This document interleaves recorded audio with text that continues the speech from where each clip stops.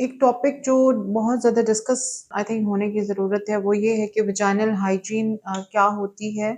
बच्चियों को जब बच्चियाँ यंग हो जाती हैं तो जब उनके पीरियड्स आना शुरू होते हैं या बलूगत में जब नीचे से बाल आना शुरू होते हैं तो कौन-कौन सी जो बच्चियों को केयर है जो प्राइवेट पार्ट्स की करनी चाहिए। प्राइवेट पार्ट्स की जो हाइजीन है या जो वेजाइनल हाइजीन है this is a topic which needs to be discussed a lot because हमारे यहाँ ना स्कूल्स में कोई क्लासेस होती हैं, ना कॉलेजेस में, ना यूनिवर्सिटीज़ में इस बारे में कुछ पढ़ाया जाता है। तो जब आप जवान हो जाती हैं 16-17 साल की एज के बाद बच्चियों को इस बात का पता होना चाहिए कि उन्होंने अपने बाल जो हैं वो हर महीने रिमूव करने हैं और अपनी पैंटीज़ जो हैं वो यूजुअली कोशिश करें कि पैंटीज़ लड़कियाँ ज़्यादातर कॉटन की यूज़ करें। प्योर कॉटन की जो पैंटीज़ होती हैं वो यूजुअली उनका जो रिएक्शन होता है स्किन के साथ वो कोई देखने में नहीं आता है। उनका जो रेट ऑफ एलर्जीज़ है और रिएक्शंस विद द स्किन है over the period of time जितना भी टाइम वो आपकी बॉडी के साथ पहनती रहती है वो बहुत कम होता है। नंबर 2 ये है कि आप हमेशा कोशिश ये करें कि जब आपके पीरियड्स ख़त्म होते हैं तो पीरियड्स ख़त्म होने के बाद आप अपने जो बाल होते हैं प्राइवेट पार्ट्स के उनको रिमूव करें। आई वुड सजेस्ट कि लड़कियाँ अपनी मदर्स से गाइडलाइन ज़रूर लें। आपकी मदर वैक्स यूज़ करती रही हैं या वो हेयर रिमूवल क्रीम यूज़ करती रही हैं या फिर वो रेज़र सेफ्टी या आजकल और भी काफ़ी चीज़ें आ गई हैं यूज़ करने के लिए। तो अगर वो सब चीज़ें यूज़ भी करती रही हैं तब भी आई वुड सजेस्ट बच्चियों को प्राइवेट पार्ट्स की सफाई के लिए नंबर 1 रूल ये है कि जब भी आपके पीरियड्स आते हैं तो पीरियड्स के दौरान आप अपने पैड को जब भी बदलने के लिए वॉशरूम में जाती हैं, तो आप कोई वेजाइनल वॉश या कोई भी अच्छा हैंड वॉश एटलीस्ट ज़रूर यूज़ करें।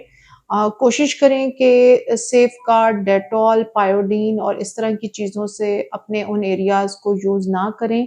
वहाँ की स्किन बहुत ज़्यादा नाज़ुक होती है और जब आप पायोडीन, डेटॉल या कोई हार्श सोप्स यूज़ करते हैं, तो यूजुअली उससे स्किन जो है वो किसी एलर्जिक रिएक्शन का या इरोजन का शिकार हो सकती है। नंबर 2 आप जब आपके पीरियड्स चल रहे हों तो कोशिश करें कि अपनी पैंटी जो है वो डेली चेंज करें और पी पैड जो है वो 3 से 4 घंटे के बाद ज़रूर चेंज कर लें। यूजुअली चूँकि हमारे यहाँ एजुकेट नहीं किया जाता स्कूल्स में, कॉलेजेस में और यूनिवर्सिटीज़ में और मदर्स भी इन टॉपिक्स पे बात करना बच्चियों के साथ खुलकर बात करना मुनासिब नहीं समझती और घरों में भी ट्रेंड नहीं है, बहुत ज़्यादा जनरेशनल एक बैरियर है to impart education about sex education या फिर प्राइवेट पार्ट्स की हाइजीन या प्राइवेट पार्ट्स की केयर कैसे करनी है। इन सब चीज़ों पे अमूमन घरों में खुल के बात नहीं की जाती है, जिसकी वजह से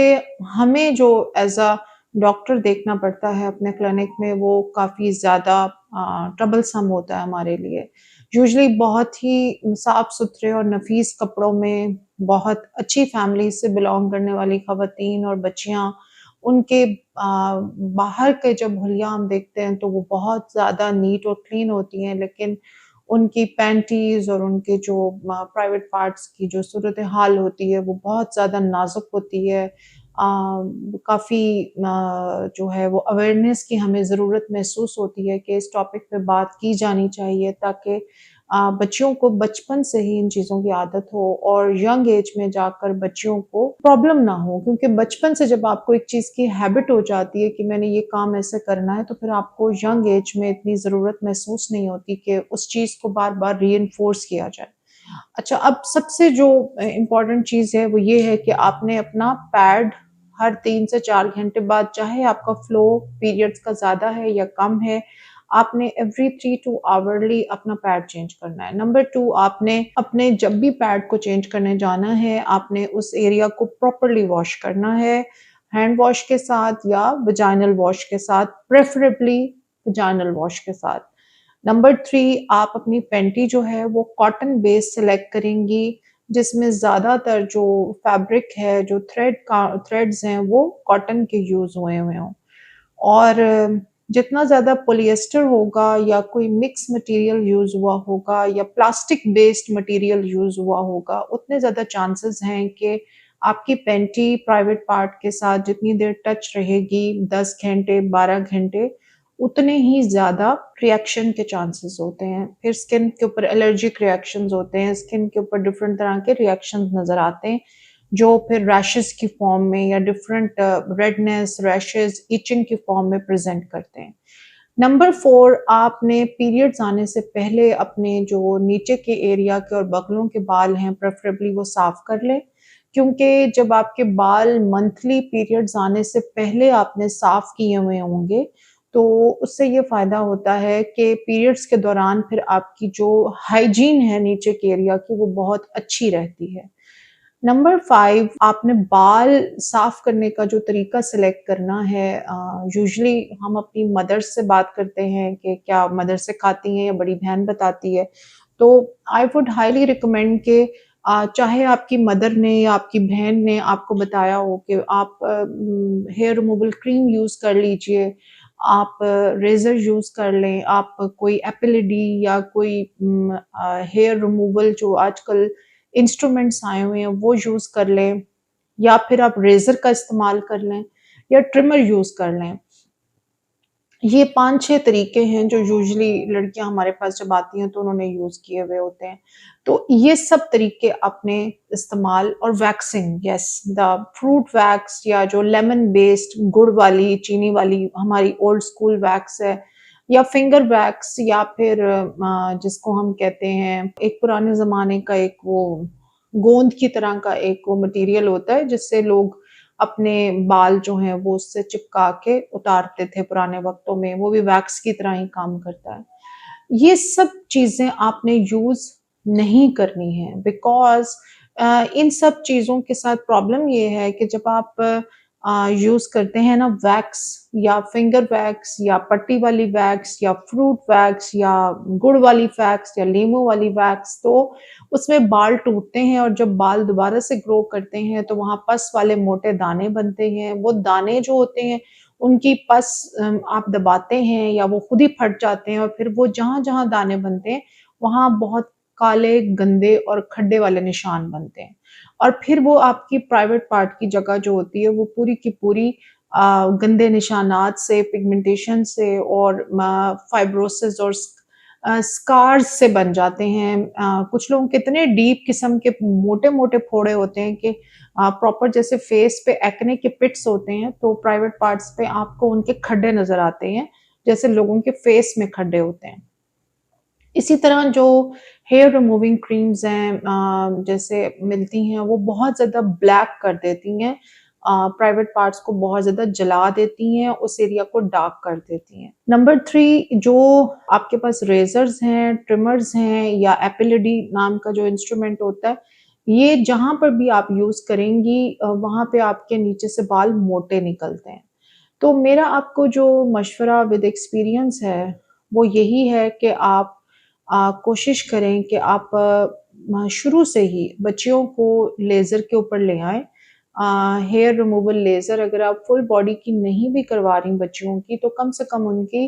प्राइवेट पार्ट की लेज़र ज़रूर करवाएँ। उसका क्या फ़ायदा है? उसका ये फ़ायदा है कि लेज़र जो है वो बाल टूटने नहीं देता अंदर, लेज़र जो है वो बालों को मोटा नहीं होने देता, बल्कि बाल की रूट हर लेज़र के बाद पहले से थिन होती चली जाती है, जिससे बच्चियों को फिर बहुत फ़ायदा होता है कि बाल हर सेशन के बाद पहले से कम हो जाते हैं। लेज़र के साथ प्रॉब्लम ये है कि लोग बहुत ज़्यादा डरते हैं कि लेज़र की पेन अनबेयरेबल होती है, डॉक्टर साहब लेज़र बर्दाश्त नहीं होती है। हमारी बच्चियाँ क्या बड़ी ख़वातीन भी लेज़र से बहुत घबराती हैं, वो कहती हैं कि अनबेयरेबल पेन है, हम नहीं बर्दाश्त कर सकते, ऐसे लगता है जैसे कोई आपका गोश्त जला रहा है। तो तमाम ख़वातीन के लिए और छोटी बच्चियों के लिए 15, 16, 17 साल से ऊपर जिनकी एज है, यंग एज की बच्चियाँ जो हैं 12-13 साल से, तो मैं बिल्कुल भी रिकमेंड नहीं करती लेज़र, क्योंकि उस वक़्त अभी जो आपकी ओवरी है, आपकी यूट्रस है, मैं समझती हूँ कि थोड़ा बच्चों को अवॉइड ही करना चाहिए उस टाइम के ऊपर। थोड़ा-सा वो उनके पीरियड्स शुरू हो जाएँ, उनका मेंस्ट्रुअल साइकिल नॉर्मल हो जाए उनकी ओवरीज जो है वो प्रॉपरली अपना फंक्शन शुरू कर दें, तो फिर मैं लेज़र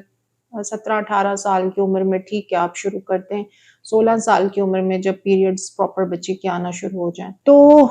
लेज़र अब जो लेटेस्ट आ गई है यानी डायोड लेज़र है, जो वहाँ मेरे क्लिनिक में भी अवेलेबल है। डायोड लेज़र का ये सिस्टम है कि इसका जो आगे से हैंडल है वो